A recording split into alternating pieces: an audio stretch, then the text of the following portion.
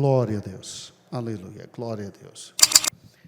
Então, nós que estamos entre a lição de número 11 a 12, nós já estudamos tudo aquilo que é e que representou o santuário primeiro. E qual foi o santuário primeiro que o povo teve?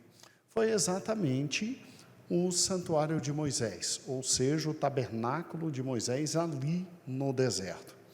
Chegou o momento em que o primeiro templo foi construído, e ele, construído de forma maravilhosa, infelizmente caiu. Infelizmente ruiu, pelo fato do povo do Senhor não servir ao Senhor. E aí vem o segundo templo, que ele começa pequeno, acanhado. No domingo passado de manhã, nós vimos o trabalho extraordinário que Herodes fez. E qual foi a grande questão? O sentimento quanto ao primeiro templo era algo muito grande, irmãos. Os homens, no querido tempo em que Jesus existia, eles tinham a noção de que aquele templo era indestrutível, até em razão de tudo que existia ali naquele templo. Só que, para espanto de todo mundo, acompanhe comigo, em Mateus capítulo 24, versículo 1 e 2, assim diz, Jesus, porém, lhes disse: não vês tudo isso? Em verdade vos digo que não ficará aqui pedra sobre pedra que não seja o quê? Derrubada. Quando você pega Marcos 13, assim diz a palavra do Senhor: e saindo ele do templo, disseram-lhe um dos seus discípulos: mestre, olha que pedras e que edifícios. Para os irmãos terem uma ideia, quem entrou em Jerusalém e destruiu Jerusalém foi o filho de Vespasiano, o imperador romano, chamado Tito. E é interessante, muito interessante, a visão que Tito tem de Jerusalém. Eu estou aqui com um livro, é o livro História dos Judeus, um dos livros mais importantes que nós temos sobre história do povo judaico. E simplesmente, após a palavra de Deus, este livro aqui é um dos mais relevantes. Irmãos, para que os irmãos tenham uma ideia, porque você tem exatamente o templo de Zorobabel, só que ele foi ampliado por Herodes, como nós vimos no domingo. E Herodes fez uma construção arquitetônica tão linda,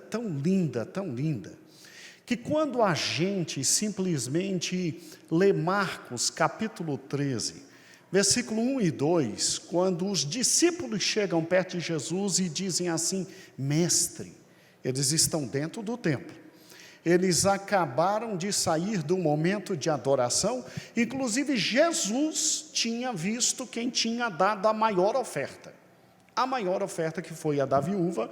Aí eles saem do templo, e aí quando eles dizem assim: mestre, olha que pedras e que edifícios. Irmãos, o templo era tão lindo, mas tão lindo, que quando os romanos entraram em Jerusalém e invadiram Jerusalém e tomaram Jerusalém, Tito, antes de mandar destruir todo o templo, Tito, segundo Flávio José, no capítulo 43 de Guerras Judaicas, se diz assim, do livro 6: Tito entra em Jerusalém e admira as fortificações.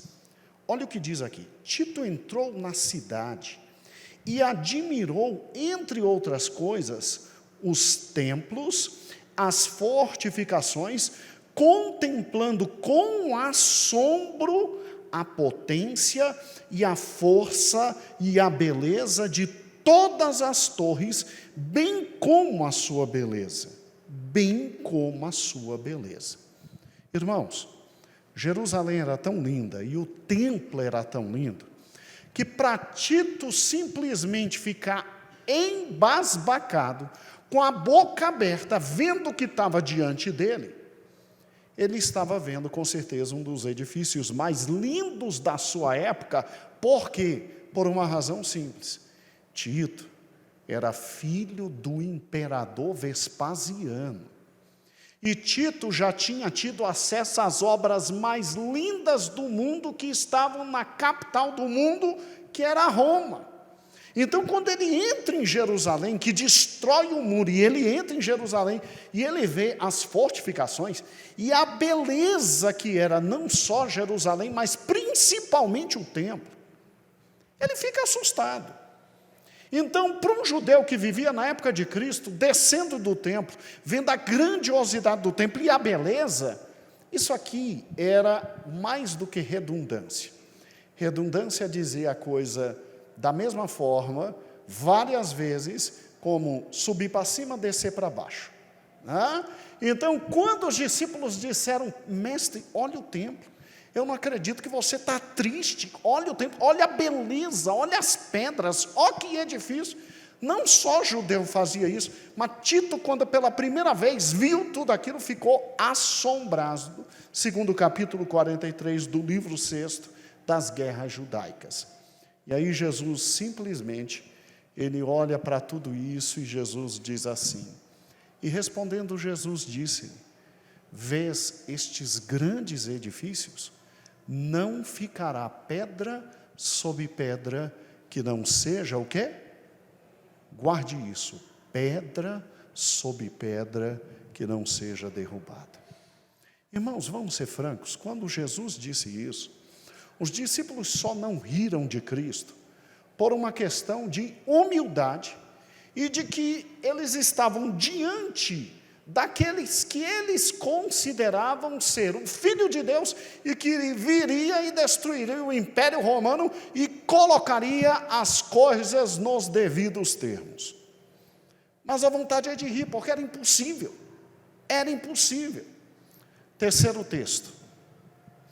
E olhando ele, viu os ricos que lançavam suas ofertas na arca do tesouro, e viu também uma pobre viúva lançar ali 2 pequenas moedas, e disse, em verdade vos digo que lançou mais do que todos esta pobre viúva, porque todos aqueles que deitaram para as ofertas de Deus do que lhes sobrava, mas esta, da sua pobreza, deitou todo o sustento que tinha. E aí é que vem.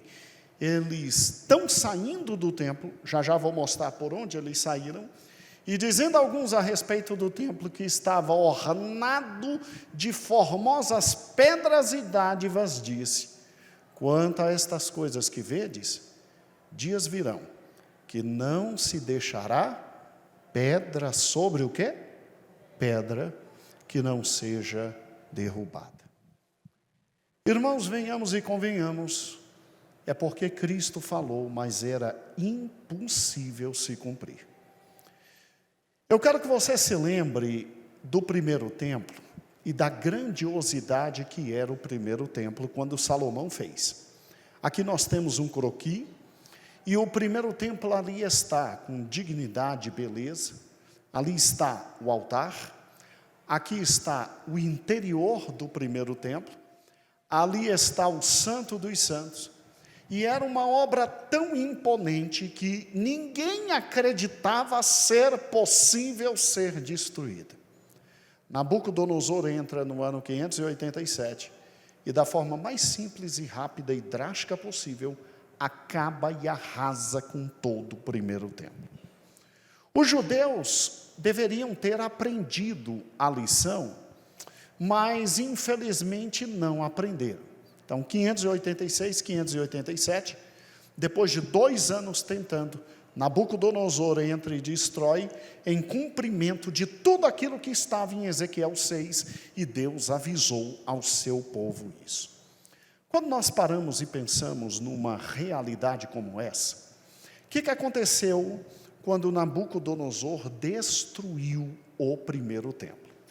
Você que era judeu e tinha se acostumado com o tabernáculo, ao simplesmente ter agora a glória de Deus, não mais em tabernáculos, mas num grande templo, um suntuoso templo, porque o que Salomão ali gastou foi algo extraordinário. O pobre do judeu agora, sem templo, tinha que adorar a Deus em locais bem menores, bem menos suntuosos e sem a possibilidade de sacrifício. Então surgiu o que nós chamamos de o quê? Sinagogas. Sinagogas eram casas simples, onde o povo se reunia para ler a Torá, adorar a Deus e acreditar que Deus estava tendo misericórdia, porque mesmo não havendo sacrifício, eles acreditavam que Deus estava perdoando os seus pecados. Então, olha para mim, se você tem um tabernáculo, e se já era algo fantástico a presença de Deus, o templo, a presença de Deus se tornou muito maior. Quando isso é destruído e você se reúne em casas para louvar a Deus e ouvir a voz de Deus, se você tem a chance de reconstruir o templo, você vai perder essa chance? Pode ser com o pior material existente, você vai reconstruir, até com saudades do primeiro templo. Então foi exatamente isso que aconteceu, porque Ciro deu uma ordem e o segundo templo foi erguido. E ao contrário do primeiro, que durou 380 anos, o segundo templo dura 473 o quê? Anos. Olha que interessante.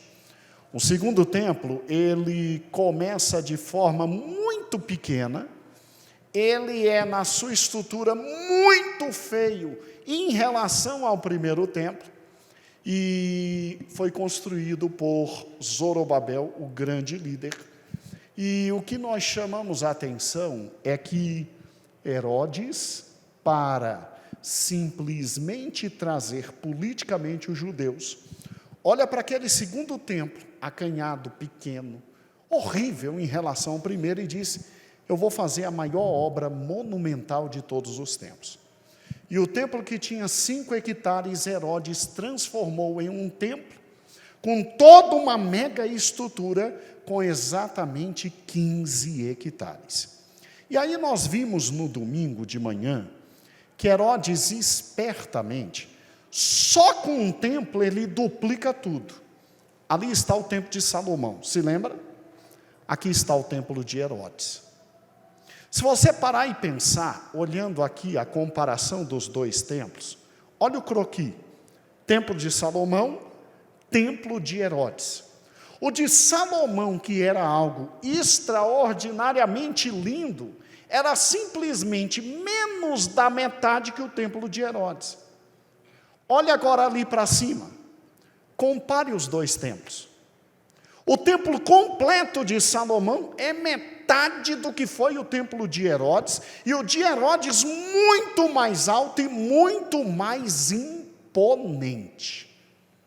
Quando Tito viu esse templo pela primeira vez, Tito ficou admirado. E o que é interessante é que o que não tinha no templo de Herodes, no de Salomão, Herodes fez. O que ele fez? Olha lá, ó. Ele simplesmente criou o pátio das mulheres, ele simplesmente criou as 4 salas especiais, e como lhe falei no domingo pela manhã, cada sala especial daquela equivale a 2/3 dessa igreja. Para você ter uma dimensão, olhe para trás, aonde está a cabine. Pegue o final da cabine e venha exatamente até onde está essa mesa. E puxe daqui até lá. Isso era o tamanho de uma única daquelas 4 salas ali no canto. Olha o tamanho do templo. Olha o tamanho do templo. E o que eu acho fantástico foi exatamente isso, ó. o templo completo de Salomão, equivale a só aquela parte do templo de Herodes. Então, quando Herodes amplia exatamente aquela parte ali, ele já tem dos judeus algo maravilhoso, porque cada uma daquelas salas, como vimos no domingo, era voltada a uma finalidade básica, ou dos ex-leprosos, ou dos olhos, ou da madeira, ou dos nazireus, fora as famílias que ficavam ali dentro, simplesmente para apresentar ofertas a Deus. Quem não pode vir na escola domingo de manhã, ela já está disponível para os irmãos. Tá bom? Agora, olha que interessante. Quando Herodes fez isso, Herodes só estava começando o que ele queria. Herodes simplesmente pegou um templo que era de 5 hectares e transformou num templo de 15 hectares. Então, para o oeste, ele aumentou 488 metros. Para o leste, 470 metros. Para o norte, 315 metros. Para o sul, 280 metros. E para garantir que isso não caísse, Herodes fez simplesmente isso aqui, ó. Está vendo o laranjado? Já foi ampliação de Herodes. Está vendo o verde? Ampliação de Herodes. Porque o templo no início só tinha o tamanho do amarelo. E para sustentar tudo, Herodes fez isso aqui, irmãos. Ele construiu o maior edifício do mundo. 4 andares só de subsolo, com pedras de 4,5 toneladas,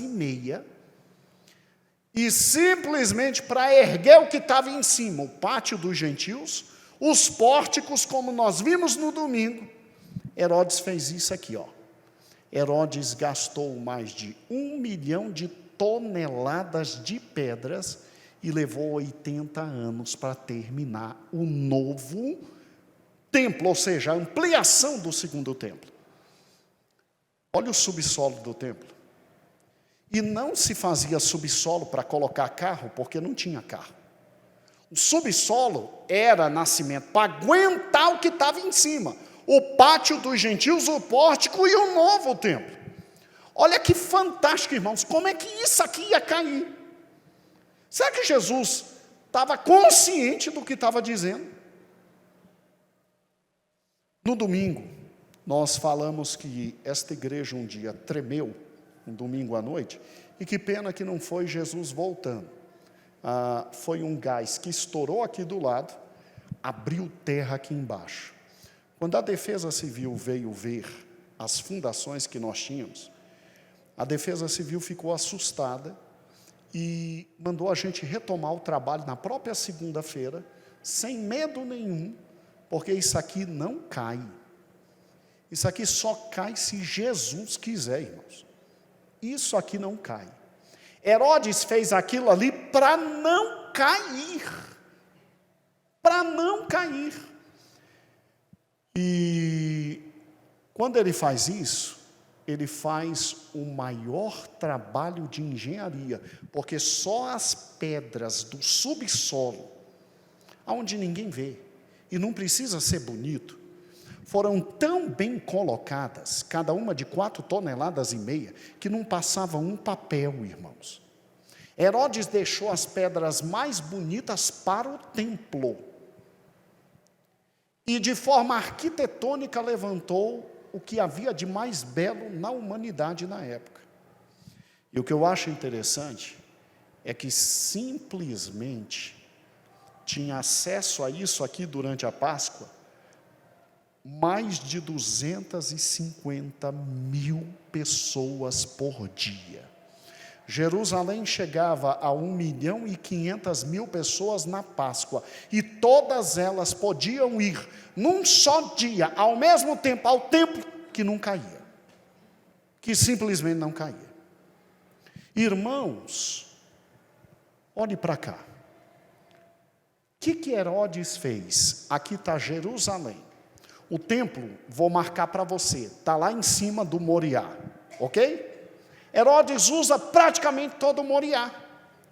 O templo era só aquela partezinha ali do meio. Herodes constrói tudo aquilo com todas aquelas especificações que nós vimos domingo de manhã.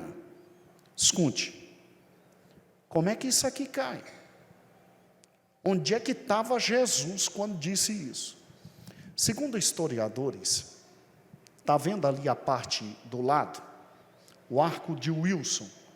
E lá do outro lado é que ficam as portas de Uda, como nós vimos domingo. Vou ampliar o arco de Wilson. Irmãos, Jesus desce com seus discípulos aqui pelo arco de Wilson. Ali do lado entravam os pobres pela porta de Uda. Quando Jesus desce, os discípulos têm exatamente esta visão. E aqui você tem um desenho que não chega perto da beleza.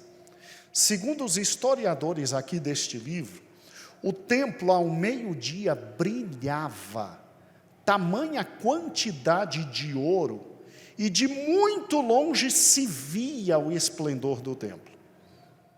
Quando Jesus desce aqui, que os discípulos olham e têm mais ou menos essa visão, é que ocorre Mateus 24, Lucas 23, eles dizem assim: mestre, ó que edifícios, ó que pedras. Jesus disse: estão achando bonito? Não vai ficar pedra sobre pedra. Nenhuma.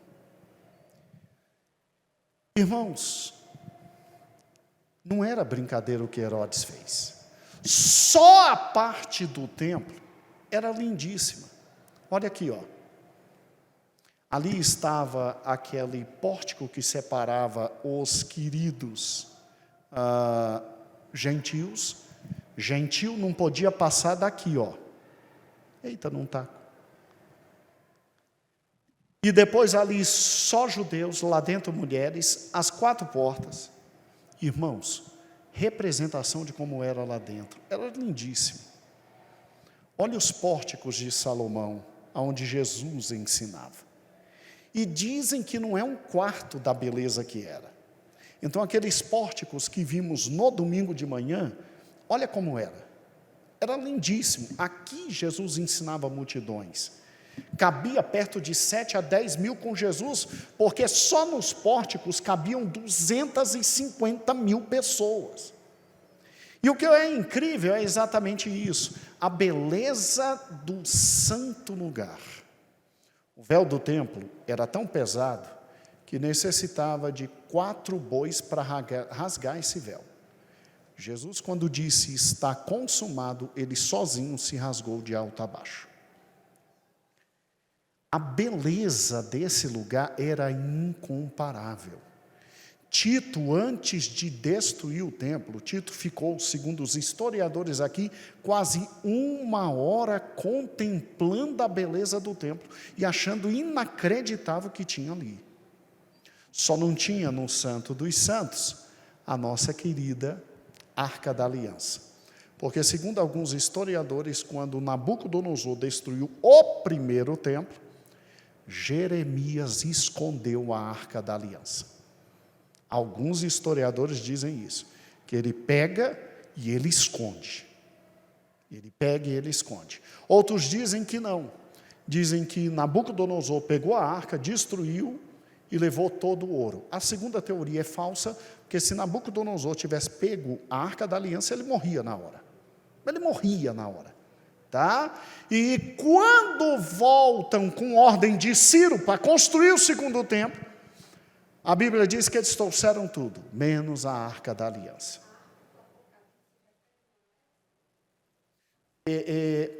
Faz menção a ela. Mas por que a arca não existe mais? Por uma razão simples. Cristo veio e esta arca deveria sumir, segundo profecias do Velho Testamento, quando Cristo viesse. Então nunca acharão a arca. Ela não será mais achada, segundo profecias. Nós veremos isso. Agora, olhe que interessante, como é que isso aqui cai? Bem, antes de falar da queda, deixa eu lhe explicar um dado histórico para você que não sabe. Esse templo demorou 80 anos para ser ampliado. 80 anos. Ele é chamado de Templo de Herodes, porque Herodes construiu 60% dele.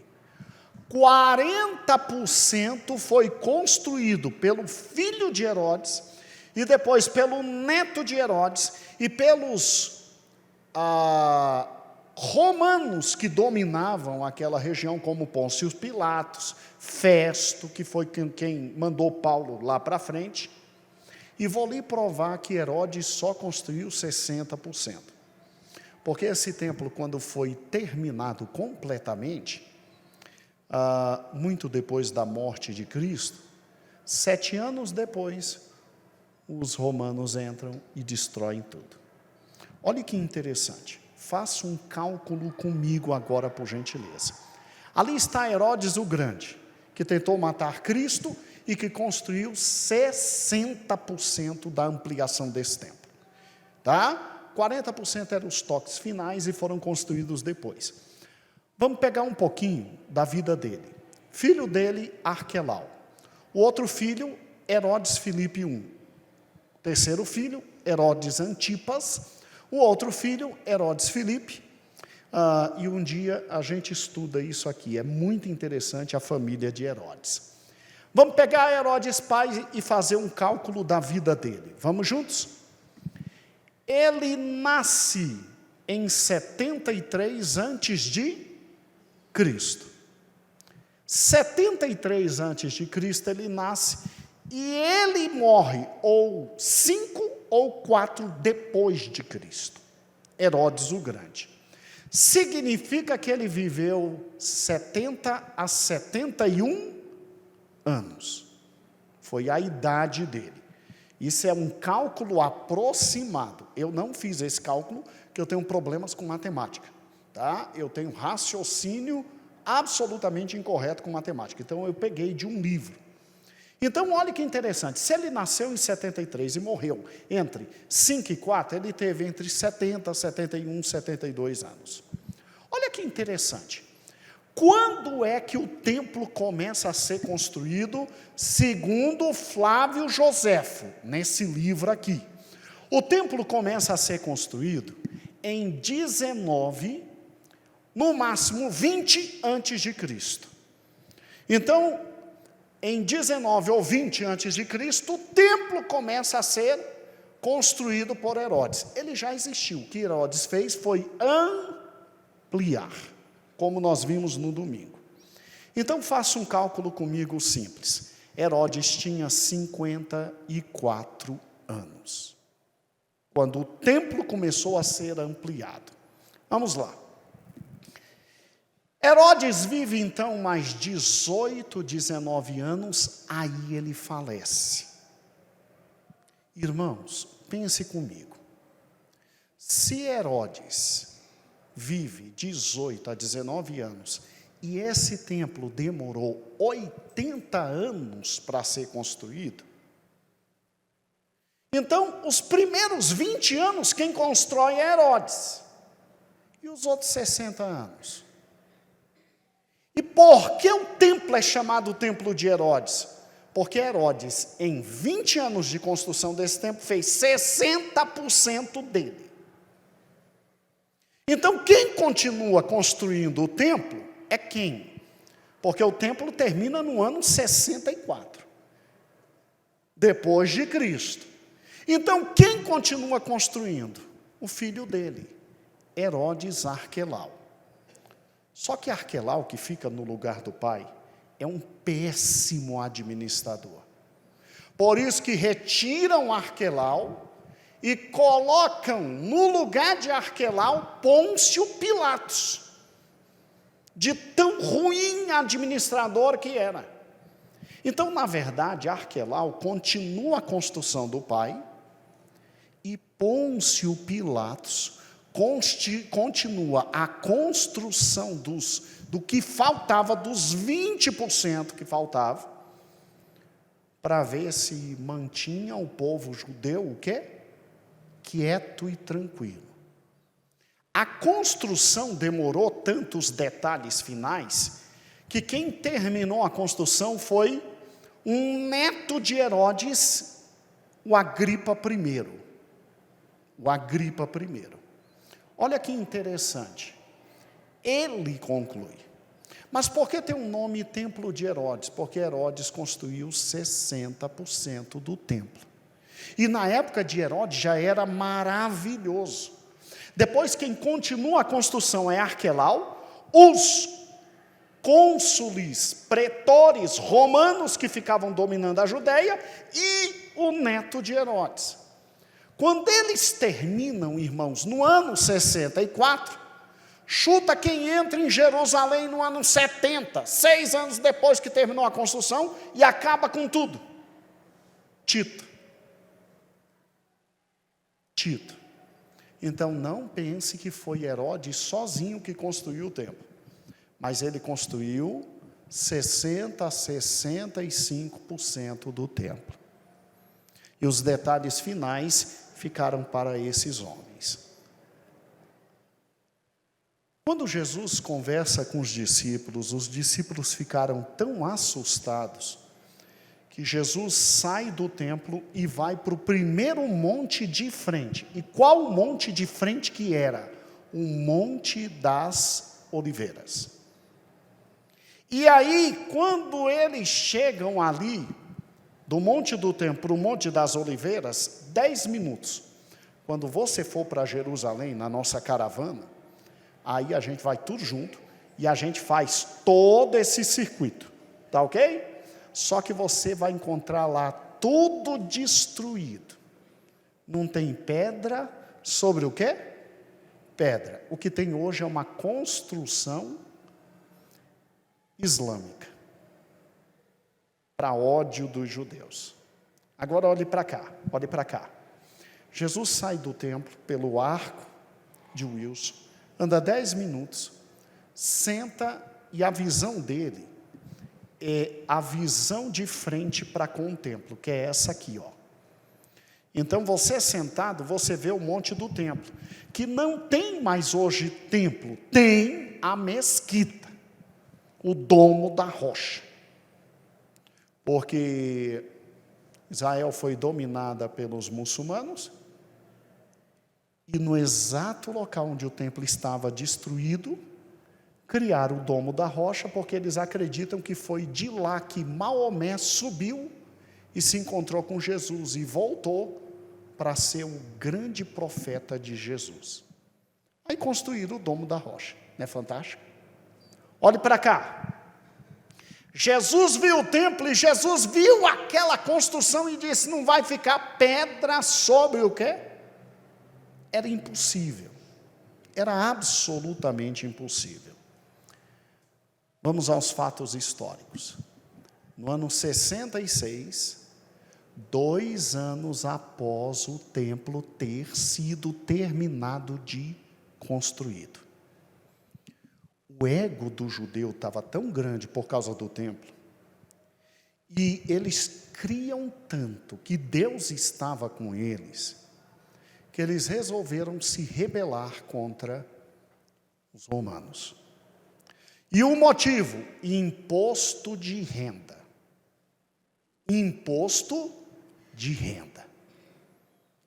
Os judeus, segundo Flávio José, eles disseram o seguinte: o templo já está aqui, já já o Messias vai chegar, vamos se rebelar que talvez ele venha logo, e a gente já mata todo mundo, porque não tem como destruir a gente. Se entrar em Jerusalém, ninguém entra aqui no templo, porque Jerusalém estava embaixo e o templo lá em cima, e era tão fortificado que era impossível entrar no templo. Ah, é? Irmãos, em 66, Tito simplesmente ataca Jerusalém, e depois que Tito entra em Jerusalém, em 1º de agosto de 67, 1º de agosto de 67, ele entra em Jerusalém, ele acaba com Jerusalém, Sorlene, vem aqui rapidinho. Você está com óculos? Aqui, ó. Tem que ser alguém que enxerga. É sério? Você consegue ler aqui? Tito entrou na cidade e admirou, entre outras coisas, as fortificações, contemplando com assombro a potência e a força das torres, bem como sua beleza. Os tiranos, por fim, foram assaz imprudentes em abandoná-las. Depois de ter observado atentamente a sua altura, a largura, a grandeza extraordinária das pedras e a arte que tinham sido unidas uma às outras, exclamou: bem parecia que Deus combatia por nós. Ele expulsou os judeus dessa torre, pois não há força humana, nem máquinas capazes de expugná-las. Disse várias coisas aos amigos a esse respeito, e pôs liberdade todos os tiranos, glória a Deus, todos os tiranos tinham deixado presos. Mandou depois destruir tudo o mais e conservou somente essas soberbas torres, para servirem de monumento à posteridade, recordando a felicidade sem a qual ter-lhe-iam sido impossível apoderarem-se das mesmas. Olha o que Tito fez. Tito, ao entrar aqui, deixa eu voltar só um pouquinho. Tito, ao entrar aqui,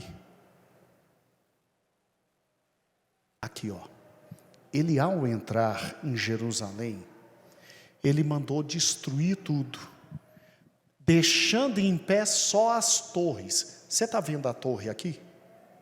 Não é lá em cima no templo, não, é para cá.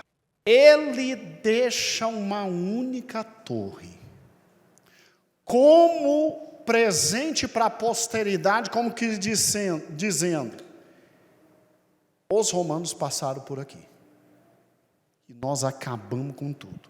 Mas antes dele acabar com tudo, olha que fantástico, Tito entrou na cidade e admirou, entre as coisas, fortificações, contemplando com assombro a potência e a força das torres, bem como a beleza de toda a cidade e o templo. Ele ficou embasbacado. Deixou uma única torre para dizer: eu passei por aqui. Agora o que dá dor é o que eu vou ler agora. Olha que interessante. Escutem, irmãos. Depois que o exército romano, que jamais se cansaria de matar e saquear, então a imagem é mais ou menos essa daqui, ó. Aí vem, essa é a imagem. Depois de entrar, matar e saquear, nada se achou que poderia diminuir o saciar do seu furor. Tito ficou muito revoltado de Jerusalém ter sido conquistada com muita dificuldade. Os romanos não gostavam muito de dificuldade, então ele despejou todo o seu ódio. Tito ordenou que destruíssem até os alicerces. O que ele mandou destruir? Até o quê? Porque antes Jesus tinha dito: eu quis acolher vocês como uma galinha recolhe seus pintinhos, e vocês não me receberam. Não vai ficar pedra sobre o quê?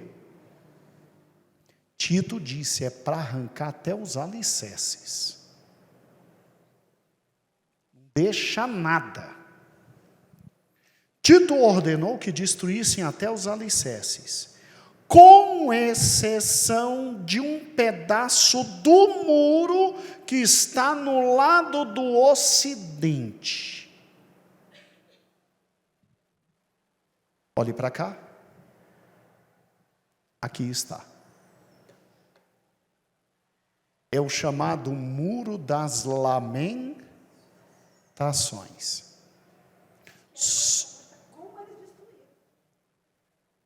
Meu amor, eu vou fazer o seguinte, eu vou ver se eu acho, porque eu mandei para vocês semana passada um vídeo de Herodes. Eu vou ver se eu acho um vídeo, faz um bom tempo que eu não vejo. Ele fala sobre Roma, máquina de matar, mostrando todas as estratégias de guerra romana. Incrível como eles fizeram isso, né? Botou fogo, destruiu, foi destruindo. Primeiro porque Tito mandou ficar nem solo. Segundo, porque eles acreditavam que tinha ouro entre uma pedra e outra. Porque Herodes era considerado tão maluco no que fazia, que eles acreditavam que entre uma pedra e outra tinha ouro. Então botava fogo e quebrava e ficava esperando o ouro derreter para pegar. E ele deixou, por quê? Porque ele tinha vontade de fazer o seguinte, aqui está, ele desejava construir uma fortaleza de torres de hípicos, porque desejava sobrepujar as outras em altura e magnificência. Então ele deixou esse muro para depois construir uma fortaleza muito alta, uma torre alta, para homenagem a ele e humilhação a judeus. Mas aí quando fizeram o arco de Tito em Roma, dando a ele glorificação, aí ele desistiu e deixou só o que resta hoje dos muros da o quê? De lamentação. Você já viu aqueles filmes que passa o judeu perante esse muro e fazendo assim, oração, e botando ali súplicas e tal? É esse aí, exatamente essa parte oeste. Porque Cristo tinha dito que não ficaria o quê? Pedra sobre o quê? Pedra. Irmãos, o Senhor falou, acabou. Sabe qual o assustador de tudo isso? O assustador, irmãos, é o seguinte: saíram. Você se lembra que dentro do templo tinha 10 menorás, 10 mesas de pães de propiciação? Eles levaram todo esse ouro, e levando todo esse ouro, segundo o que consta, Roma e o destacamento que estava aqui enriqueceu enormemente. Só que, segundo a história aqui, no meio do morticínio, chegou uma hora que Tito não controlava mais o seu exército. Ele, Tito, ficou tão assustado com o que o exército estava fazendo, que ele mandou parar e nem os generais conseguiram segurar os seus comandados. Foi o maior morticínio de todos os tempos. Crueldade. Não desejaram nem estuprar as mulheres, rasgavam ao meio as mulheres, de tão maldosos. E qual o problema? O problema é exatamente isso. Jesus tinha avisado: Pai, perdoa. O que eles pediram a Deus? Que caia sobre nós e os nossos filhos o seu sangue. Atenção. Existem 2 historiadores que dizem que a maior parte do destacamento romano não era de Roma, era da Arábia. A maior parte do destacamento que atacou não era de Roma, era da Arábia. E historiadores dizem que, quando eles ouviram Tito mandar parar, não pararam, porque era Ismael abatendo Isaque. Era Ismael abatendo Isaque. Era tudo o que eles queriam. Os irmãos devem entender que Roma não tinha tantos soldados. Que Roma ia escravizando e os povos davam a Roma seus melhores o quê? Soldados. E o indivíduo se alegrava de se tornar soldado romano. Você não tinha só traidor no meio do povo que cobrava impostos para Roma, mas os grandes soldados romanos. Era a chance de ter liberdade e não ser escravo. Não sei se é verdade, estou procurando isso aqui no livro, mas existem historiadores que dizem que as legiões que atacaram, 80% delas vinham da Arábia. Então, por isso que não escutaram a voz de Tito mandando parar, porque eram filhos de Ismael, se utilizando da maior oportunidade da vida, que a vida lhes dava, de se vingar dos filhos de Isaque. Não se sabe se é verdade. Eu estou procurando os dados para ver se isso é verdade, se realmente eram esses destacamentos. Mas bem, amados irmãos, levar a menorá, e como Cristo tinha simplesmente prometido, Cristo, quando fala, a história testifica. Olhe para cá, olhe que fantástico. Em Roma, construíram um arco, que depois que a gente viajar e conhecer Jerusalém, a gente tem que viajar e conhecer Roma.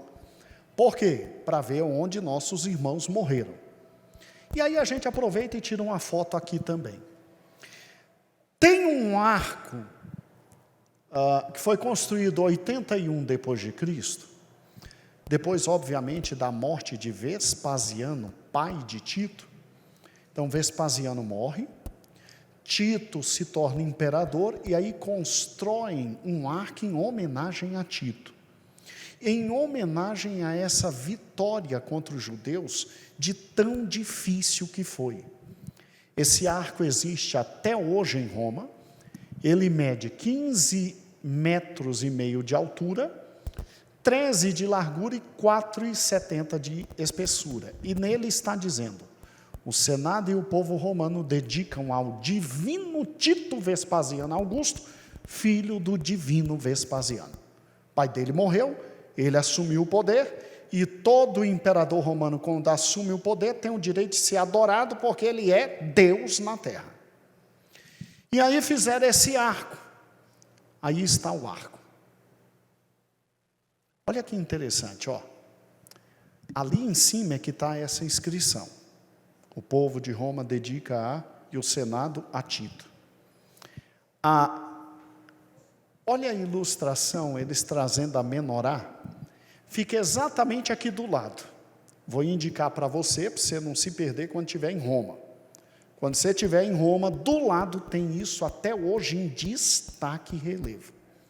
E o que é interessante é que esse arco prova a queda de Jerusalém, e até 1948, nenhum judeu passava debaixo desse arco. Depois de 1948, quando o Estado judeu foi criado, e que a Itália deu voto favorável, aí o judeu passou a visitar Roma, e eles passam agora tranquilamente debaixo do arco. Já não dói mais tanto, tá? Não dói tanto. Irmãos, este é o nosso Senhor. Este é o nosso Senhor. Só tem um problema. Qual é o problema? Jesus, em Mateus 24, depois de dizer: não ficará pedra sobre pedra, Jesus diz algo estranho. Ele diz assim: entretanto, virá o assolador que Daniel fala, entrará no templo, se sentará no trono de Deus e vai requerer adoração. Quando isto ocorrer, tomem cuidado. Que templo? Não estava tudo destruído? Haverá um terceiro o quê? E quando ele for construído, Jesus estará dizendo para nós: eu estou voltando. O assolador é o anticristo que entrará no templo, e louvado seja o nome do Senhor, iniciará a grande tribulação, e como nós guardamos nascimento, a palavra da paciência, o Senhor nos guardará do dia da ira. A gente é arrebatado. Sabe qual é o problema?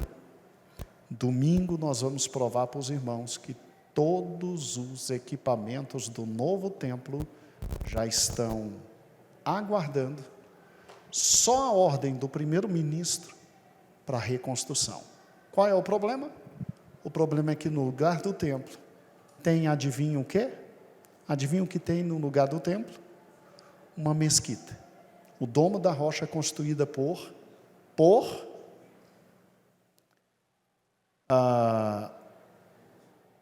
muçulmanos, né? Como é que vai ser? Então a gente se encontra domingo de manhã para terminar a parte dos templos, e aí no outro domingo a lição 12, encerrando essa revista. Amém? Então domingo de manhã, encontro marcado, e o Senhor vai nos abençoar. Amados irmãos, que Deus maravilhoso o nosso Deus, né? Senhor maravilhoso o nosso Senhor. Ele fala e Ele cumpre. Senhor Jesus, muito obrigado pela Tua palavra. Ela, até quando é impossível, porque não havia como o templo que Herodes ampliou cair. Mas Tu és Deus que fala e que cumpre a Tua palavra. Senhor Deus Santo de misericórdia, quantas oportunidades foram oferecidas para aquele povo. Senhor, aquele povo cego não conseguiu entender que, quando Ageu diz que a glória do segundo templo seria maior, realmente era maior. Herodes foi usado para que aquele templo se transformasse no que havia de mais belo e extraordinário, para receber o Messias. E Tu viestes, Tu te apresentaste, mas não te receberam, e perderam a grande oportunidade. Ó Deus amado, nós estamos aqui, nós somos produto simplesmente da arrogância dos judeus, porque Tu viestes para os Teus e os Teus não te receberam. Obrigado, Senhor, aqui estamos nós, e Tu tens o nosso coração, Tu tens a nossa vida e a nossa alma. Senhor, retira de nós todo o véu, para enxergarmos a Tua voz, a Tua palavra, a Tua glória, a Tua presença. Não deixa acontecer conosco visitações Tuas, e nós, cegos diante disso. Ó Senhor, não permita. Tem misericórdia de nós, porque quando Tu vieres, ó Deus, nós queremos subir para as bodas do Cordeiro. Louvado seja o Teu nome para todo sempre. Amém e amém. Glória a Deus. Glória a Deus. Atento, irmãos, tal como o sapateiro que o papai sempre dizia. Conserta um sapato, vai lá fora e olha. Será que ele vem agora? Jesus, eu estou aqui. Conserta outro sapato. Jesus, eu estou aqui. Ao dormir, ó Jesus, vou dormir, mas eu estou aqui, estou te esperando. Acordou? Jesus, estou aqui te esperando. Louvado seja o nome do Senhor. Amém?